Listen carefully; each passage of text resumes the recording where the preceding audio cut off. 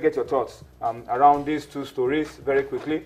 One is the story of the Nigerian spirit, and we hope that the other girls, the other one for the tennis, can also follow in the way of what the table tennis guys have done in Malaysia.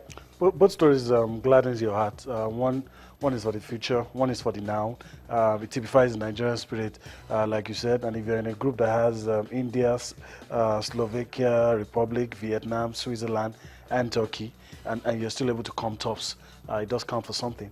I'm hoping, like you also said, that these guys, whatever they have put into ensuring that Nigeria's flag is flown right there in Malaysia, that they will be compensated. And of course, as we go on in 2016, it's all been good for table tennis. It's all been good. The only negatives here and there are issues with funding. But in terms of administration, in terms of the effort that the key actors put into the game, I mean, they've been faultless so far. And I'm just hoping this continues, and we begin to grab the headlines and maybe, just maybe, begin to be a force to be reckoned with globally. Oh yeah, I'm sure you don't have, your opinion is not too different from what Yemi has talked about, but I want us to spare some time to talk about the girls as well, and try to see what kind of disappointment could be going through the minds of the girls. Probably asking questions, could we have done anything differently? Have we been disappointed by the Nigerian authorities? Or what could we have done? I mean, as someone who has followed this game, what probably would you think should be the thinking for our table tennis administrators and the girls who are unable to go to Malaysia? Well, Tony, I don't know how to encourage these ladies. I think they'll be crestfallen. I think they'll be disappointed. They'll be despondent, and they'll begin to lose confidence in the system. But I personally want to implore them not to lose hope. A player like Oshunake, who has given so much. She's in Hamburg. She was on this platform in the morning program, literally begging the authorities, to ensure that they attend this tournament. They qualified. They, made spirited effort to qualify, and now they are not going there. So I think it's a slap on the system. And I continue saying that the Sports Commission should be proactive. These are elite athletes. These are players, that have justified all the ratings. How do you, I mean, just to add to what you're saying, how do you put in all those efforts, qualify for such an event like that, and it all goes to waste, and then it all goes to waste? You are not able to attend. You cannot. It's unquantifiable because the energies, the resources you have used in qualifying, and eventually you are not just going. So I think somehow the Sports Commission should look at ways to compensate these women, for all the efforts, for all the resources they expended trying to qualify.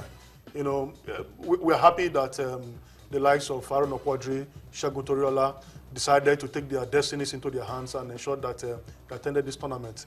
Not everybody will have that opportunity. Yeah. That Quadri and the rest have been attending, some tournaments. Paying their way. Paying their ways, maybe along the line, picking up some monetary rewards here and there and reinvesting it.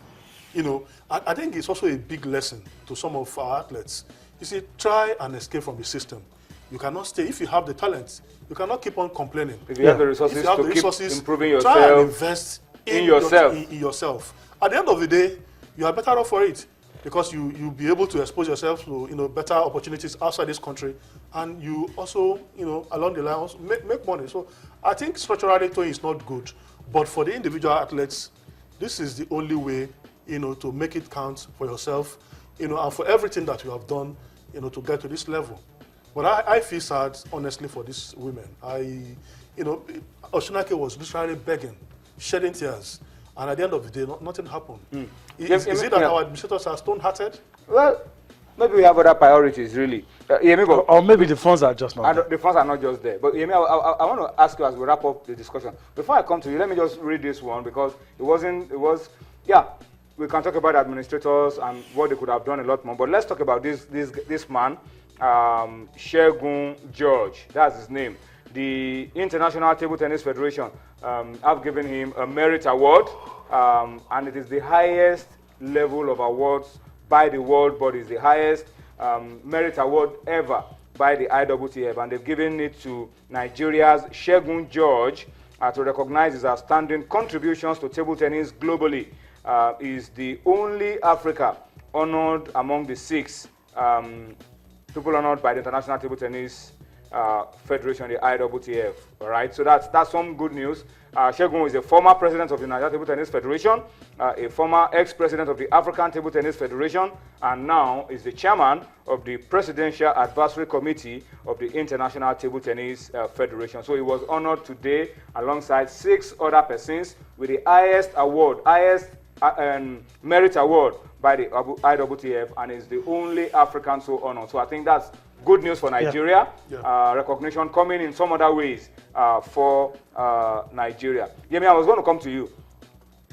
What do you think should be done to these guys who have paid their way? I think the Federation and the National Sports Commission should be looking for a way to pay them back for what they've done. Yeah, you're right. Even if they cannot pay the full amount that they have used in going and their upkeep during the championship, do something to show that you recognize what investments and what sacrifices these guys have made. There's nothing to add to what you have said, and to also ensure that this doesn't happen again, because it looks to me like some of these things will keep repeating itself. And it's a shame when you have even associations and everybody brag about, oh yeah, anybody can be hold.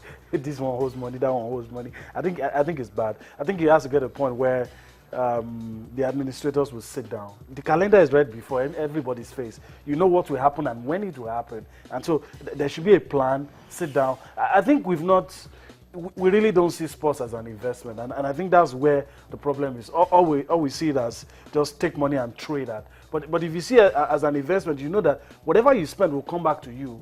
So you don't have to be lobbied.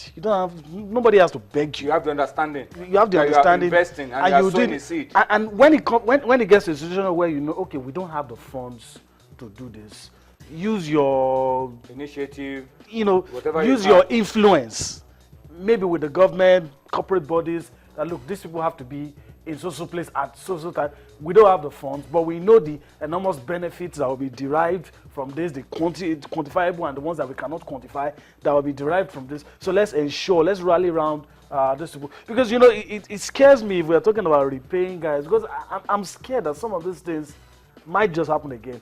And I hope we don't give, some guys don't, get to miss out of something as big as the Olympics, because we're going to say, oh, there are no funds. I do understand that sports is now very capital intensive.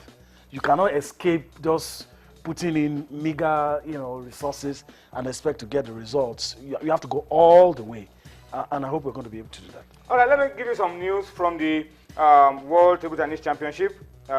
Team Table Tennis Championship currently going on in Malaysia, and the news is a big one, big upset from that tournament. Now, 2014 World Team Champions, silver medalists, Germany, the men team of Germany have sensationally crashed out of the perfect 2016 World Team Table Tennis Championship currently going on in Malaysia. Before now, the Germans had claimed 3 consecutive silver medals at the championship, but they have crashed out in the group phase. They finished 4th among 6, and so they have crashed out. That's a major upset for the ongoing World Team Championship taking place in Malaysia. The Germans have lost out. They've crashed out, and they are not going to be able to qualify for the crucial stages of the competition. We need to go on a quick break now. We've done a lot of talking already about tennis and table tennis. It's time for us to switch and bring you a lot of football, and we'll be talking a review of match day 4. 9 games were played. Away victories, very, very scarce to find. Only one team even got a point on the road. All right, we'll come back and give you a lowdown on all that happened today. Match day 4 across 9 centers on Sports Tonight. Join us again.